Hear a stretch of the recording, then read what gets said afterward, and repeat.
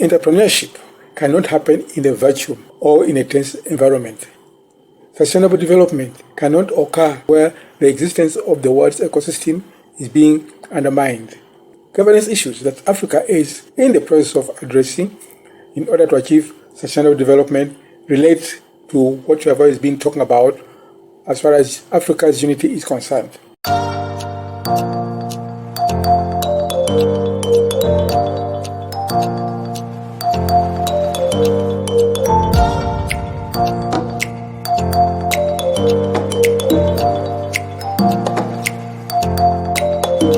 Hello dear friends, dear colleagues. Welcome again to this channel of entrepreneurship and sustainable development and how governance influences entrepreneurship. The topic for today is how entrepreneurship is progressing as far as Africa is concerned. In other words, how governance is influencing entrepreneurship and how far have we reached? Where are we going from now? I'm fellow Nathan Ntambi from Fenlina Management Consultants, the main sponsors of this program on governance and entrepreneurship. If you like the video, kindly subscribe, give the video a like, and give your comments so that we can be able to provide you with better information. Your contribution and participation are very meaningful to us. Entrepreneurship cannot happen in a vacuum or in a tense environment.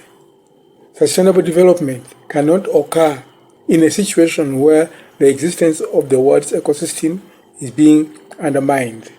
Governance issues that Africa is in the process of addressing in order to achieve sustainable development relate to what we have always been talking about as far as Africa's unity is concerned. We need to have one country, one army, one currency, one central bank, one language. And we all need these as soon as possible if we are going to be achieving global prosperity. Because the issues that I've just mentioned now are a hindrance to Africa's development. And as a result, progress is slow. The moment we address them, then most chances are that we are going to develop even faster. But without addressing them, then our pace of progress is going to be very small. We currently see diminishing Western and European influence on Africa. The plans by the colonizers are failing. Attacking African countries directly are not happening anymore because after attacking Libya, a lot was learned out of that war and the effects. Recently, France wanted to attack Niger but was prevented from doing so by the other countries which were neighboring and therefore would not be able to attack. Assassination attempts are failing, like the recent attempt to assassinate President Ibrahim Traoure. Stronger intelligence systems are being put in place to detect any plans to overthrow or sabotage or assassinate by the West or by the colonizers. Coups can happen anytime, and we have to be very serious and vigilant. The French-sponsored coups must be taken very seriously because they did not go out of Africa that easily, and therefore we must be ready for any retaliation. Then use of African leaders as puppets has reduced because of the eye that is being put on all the leaders who are deemed as puppets or who are likely to be puppets. And therefore, it is highly unlikely that that approach of using African leaders as puppets is going to continue because everybody is watching. And there is a bold stand to fight neocolonialism and its related situations in all aspects. Colonial tax to France by some countries has been stopped, even in countries where the central bank is in France.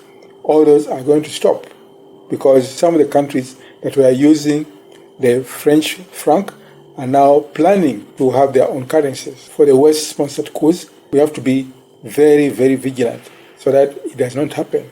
We need to support all the vulnerable countries in fighting colonialism because it doesn't die that easily. We need to make sure that Even those other countries which are still under colonialism must be completely liberated so that we can have effective governance, so that we can have effective entrepreneurship.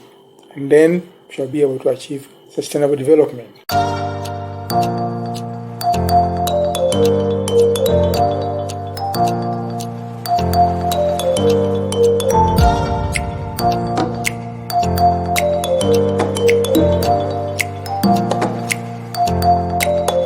Among the issues is the African army on African soil that has started and is in the process of being implemented.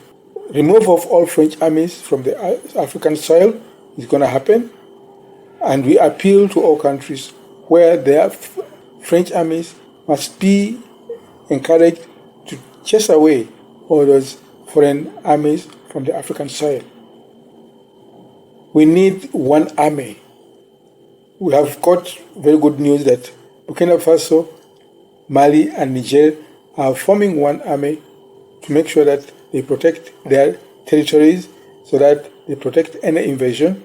And this is how it has started. The East African Federation are intervening in conflicts in DRC, and those are good signs. Therefore, we need to go ahead and ultimately come up with one army to silence the gun. This will prevent African countries from fighting one another.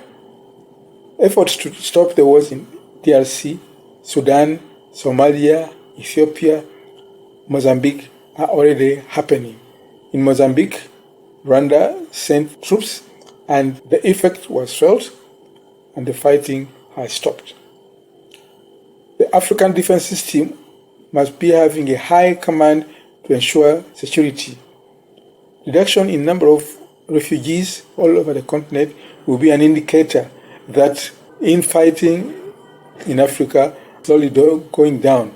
Refugees cannot work, or if they work, they cannot be able to work freely, and therefore that alone affects entrepreneurship.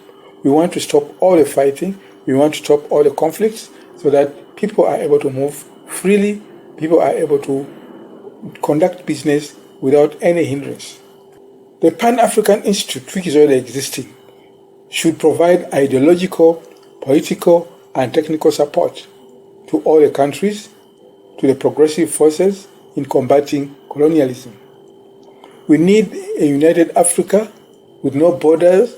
We need free movement across the continent, and one currency, one army. All the things are very, very important. We are looking at the African Central Bank, or a monetary zone, and a collective military force. All these will enable Africa to work together. By doing so, Africa will be able to take care of its economic and financial viability. We need to take care of ourselves, we need to take control of our resources, and we need to beneficiate them so that we can earn maximum returns. It is necessary to have a binding African court with a strong legal system to combat crime, establish justice and security, subjecting criminals to prosecution in the African manner. We need that as soon as possible, because even crime and many other things affect entrepreneurship. And if we don't have a strong justice and security system, then our entrepreneurship at some stage will be compromised. We need to start feeling that this continent belongs to us. But after 50 years of independence, we still have that feeling that Africa does not belong to us. That's why you see many Africans migrating to other developed countries. We need to make sure that that stops through job creation, through entrepreneurship, and this will lead to sustainable development. Failure to unite the continent will pave a way for neo-colonialism. Do you think it's a good idea for Africa to have one country, one currency, and one language?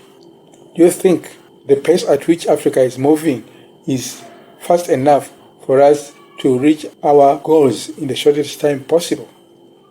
Kindly subscribe, give the video a like, and make your comments. You mean a lot to us, and we really appreciate your participation and contribution. Until next time, God bless you.